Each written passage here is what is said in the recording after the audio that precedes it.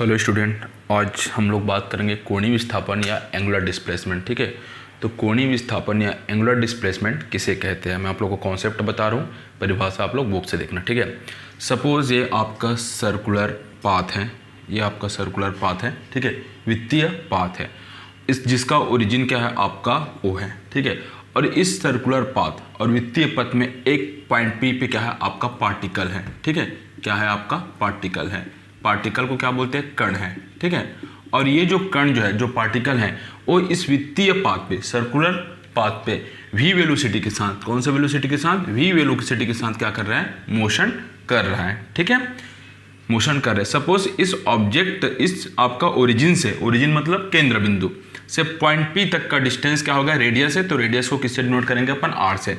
क्या है, आर है। ठीक है, तो यहाँ पे आपका कोई पार्टिकल है पी, ठीक है, मूव करता है वेलोसिटी v के साथ। सपोज कुछ टाइम बाद इसका पोजीशन मूव करते हुए, मतलब गति करते हुए पॉइंट Q पे आ जाता है।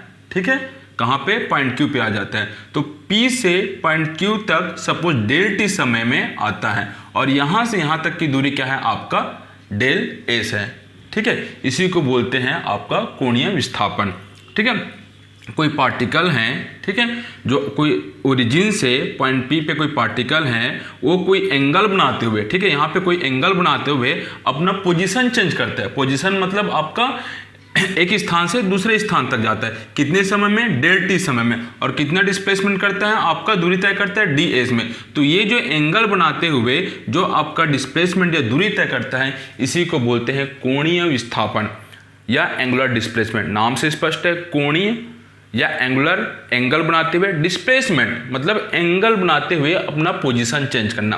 दैट इज द क्या हो जाएगा, आपका कोणीय विस्थापन या एंगुलर डिस्प्लेसमेंट। तो यहाँ पे इसका एंगुलर डिस्प्लेसमेंट कितना हो जाएगा, आपका डी डेल एस। ठीक है, अब इसको कुछ मैथमेटिकल फॉर्म में देखते हैं, गणितीय फॉर्म में। तो क्या होता है, सपोज एंगल देखो पी ओ क्यू, एंगल देखो आपका पी ओ क्यू या कोण पी ओ क्यू में। ठीक है, हिंदी इंग्लिश दोनों के लिए है ये।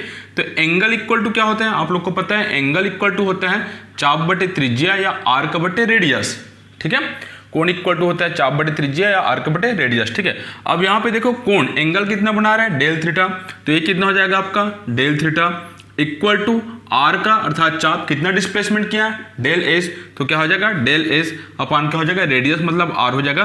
तो डेल एस इक्वल टू हो जाएगा, क्रॉस मल्टीपल होगा, तो डेल एस इक्वल टू हो जाएगा डेल क्यू इंटू आर। ठीक है, तो एंगुलर डिस्प्लेसमेंट कोणीय विस्थापन इक्वल टू क्या हो जाएगा, डेल थीटा इंटू आर हो जाएगा। ठीक है, ये आपका पहला समीकरण है। सेकंड देखते हैं, इसी में डिस्प्लेसमेंट इक्वल टू क्या होता है, विस्थापन इक्वल टू होता है एंगल इंटू रेडियस। ठीक है, एंगल इंटू रेडियस हो जाएगा। ठीक है, अब देखो इसी में एक टर्म्स आता है रेखीय विस्थापन। रेखीय विस्थापन मतलब होता है लीनियर डिस्प्लेसमेंट। ठीक है, तो लीनियर डिस्प्लेसमेंट का फार्मूला होता है त्रिज्या इंटू कोणीय विस्थापन। त्रिज्या को बोलते हैं रेडियस, कोणीय विस्थापन को बोलते हैं एंगुलर डिस्प्लेसमेंट।